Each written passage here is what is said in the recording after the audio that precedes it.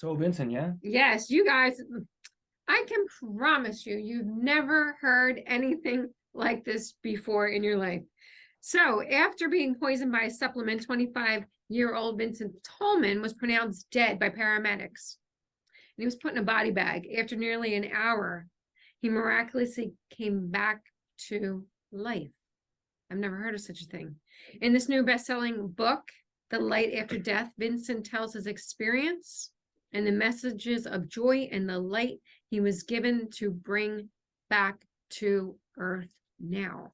Make sure to check out his story and purchase his book at thelightafterdeath.com. Again, that's thelightafterdeath.com. Vincent, holy moly. Wow, that's a doozy. So, how did all this happen? Well, you know, I used to be very much into fitness and using supplements to help my fitness and facilitate my goals.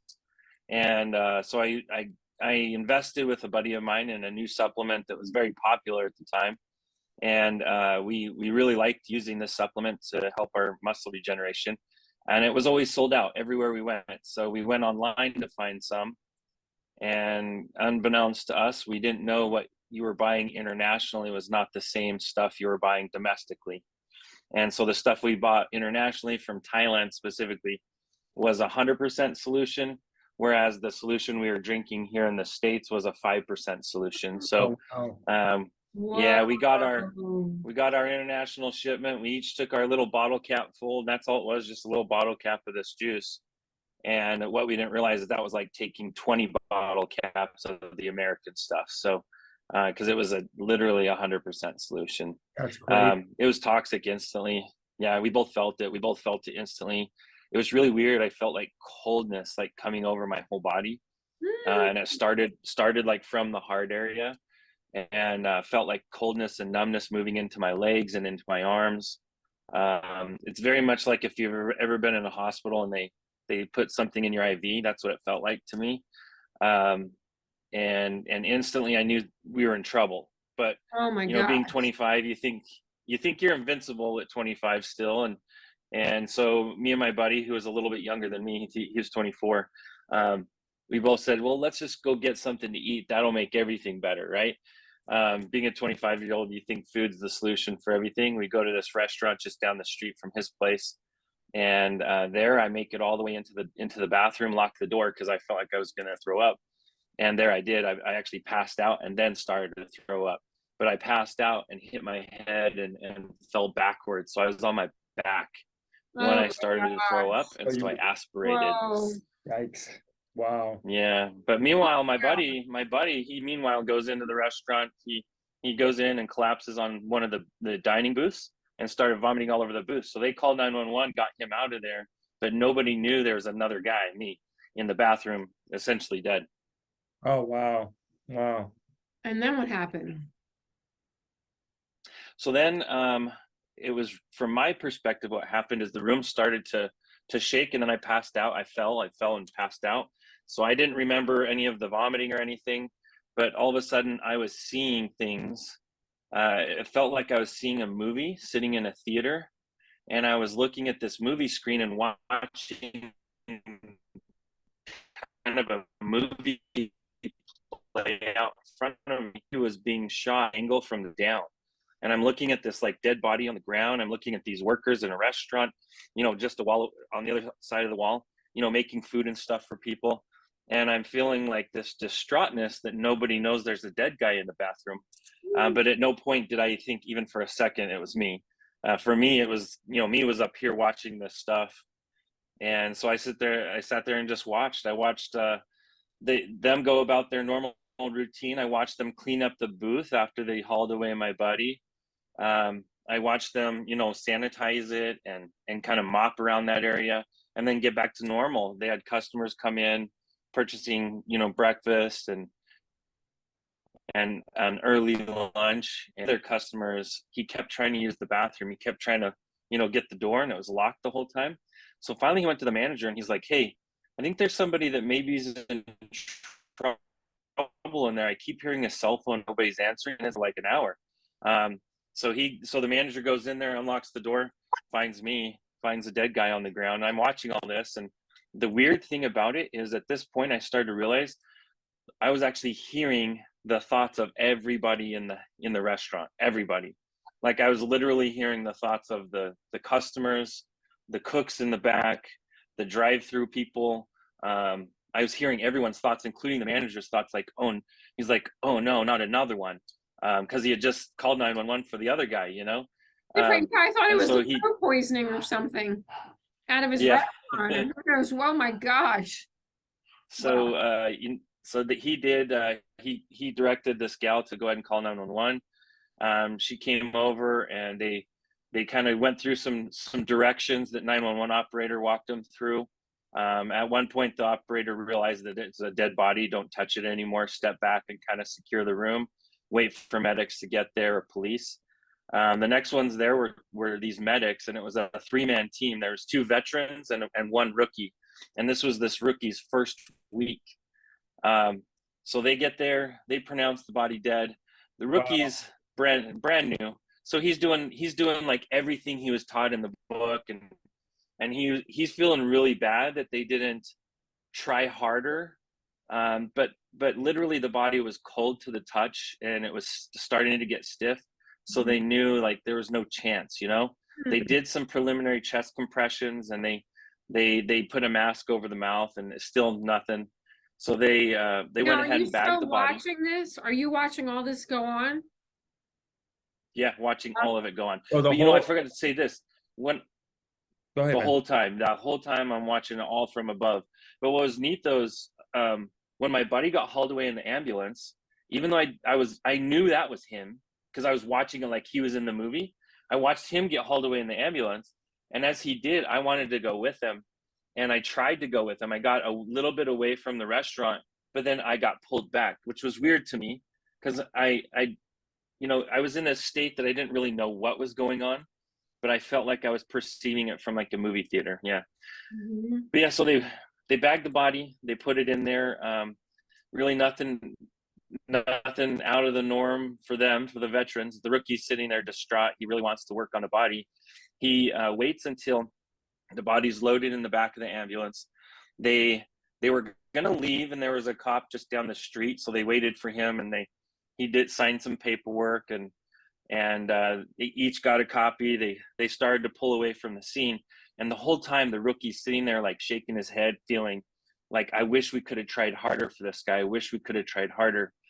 And from my perspective, where I was sitting up here in what felt like the movie theater, I felt this energy like go over my left shoulder, and it felt like a true energy, like somebody shot something past my shoulder. And as it went past my shoulder, I felt it and saw it hit that rookie medic that was sitting in the back of the ambulance staring at this body bag. It hit him, and right before it hit him, his body started to glow around like his heart area, and then it hit him, and it got a little bit brighter, and I heard very loudly, "This one's not dead." But it was as if somebody was like on a megaphone, like, "This one's not dead," like that, like very, very loud. And I knew he heard it too, because as soon as it was said, he like looked back at the other 2 medics behind him, and he's like, "Was that them?" And then he's looking around like, "Who was that?" And then he just played it off. That must have been my imagination. It must have been the radio, something like that. But he played it off like, I don't know what's going on, And they went about another block down the street, and now this light that had been continually glowing now around his heart area, it started to expand, and expanded all the way to his waist, to like above his head, and it was really, really bright. It was, and even though it was daytime, inside this ambulance, it wasn't as bright, and it looked like somebody was putting a spotlight. But it's weird, the light was coming from within him, not from the outside of him. And as the light got bigger, the voice came a second time, and it even stronger and more stern. "This one's not dead." And when it was said the second time, that was enough for him, that he knew it was not something normal. Later, I got to talk to him. He felt like it was God who told him this. Oh wow! So you actually, So he unzipped the body bag. Now, mind you, when a body's dead and it's on the gurney, they strap it around the neck, the chest, the hips, the feet. There's all these straps they put on there. And so he had to undo a strap just to be able to unzip the body bag and feel around the neck to see if there was a pulse. And there wasn't. The body was What was the other even colder. were the other paramedics They saying? weren't there yet. They weren't No, they were, around. so they were there. They were in the, Oh, they were there in. So here's what it was. The 2 veteran medics were sitting in the front of the ambulance. Gotcha. And the rookie was sitting in the jumper seat in the back, Yeah. where you can, like, work with the body. Mhm. So he's sitting back there. He unzips the body bag. The 2 veterans, they're not aware at all that what he's doing. They're kind of doing their own thing, talking about like sports or something. As he unzips this body bag, feels around, doesn't feel anything. He decides, well, you know what? Let's take the chest strap off, and unzip it a little bit further. And he feels underneath, like, the armpit to see if there's any type of warmth, any type of heartbeat or pulse. And there's nothing there. And so he gets this feeling like he still has to try. And he feels that, like, he feels it deep within him. And he's like, well, maybe in the femur artery or the femoral artery, right? So he does another strap around the midsection, unzips the body bag all the way down there, and starts feeling around the inner thigh. And the muscle tissue is actually starting to harden at this point. So he's pushing in between the hardened muscle tissue to feel if he can feel that artery, if there's any warmth or any pulse there. But when he gets to the actual femur bone, like, he made contact in it, and he felt like the hardness of the bone. When he hit that bone, there was a shock, but like a spark that it's weird. It's like a little shock. And I felt it where I was sitting, and I knew he felt it because he kind of jumped a little when he first felt it. And it made him kind of recoil in almost like grossness, because he knew the body was dead, but yet he felt something there. Right. And that was enough for him, though, that he's like, well, I got to try. If that was something, I got to try. So he went ahead and proceeded to try to resuscitate the body. Then still, these 2 veteran medics don't know anything that he's doing. They're so involved in their conversation until he hooks up the defibrillator, the electronic device that shocks the heart.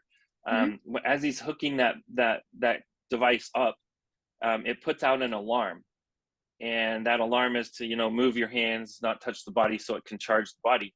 And that alarm goes off, and all of a sudden both medics in the front stop talking, and they look back and they see what he's doing, and then they start freaking out. They're like, you're an idiot, dude. You're gonna get fired. This is defecating a body. This is, like, wrong. You're abusing a dead body. You're not allowed to do this. It's illegal.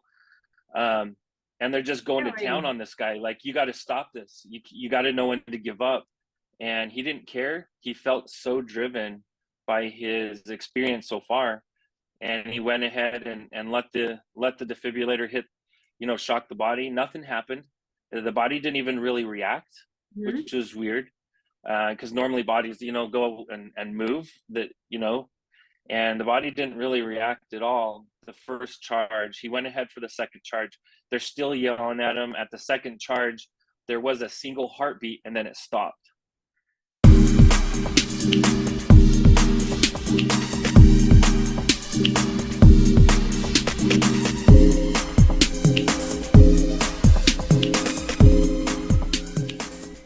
But if you're looking for that instant gratification for your skin, like if you're like, you're looking in the mirror and you're like, geez, I just wish I could just go a little bit tighter, a little lift every day.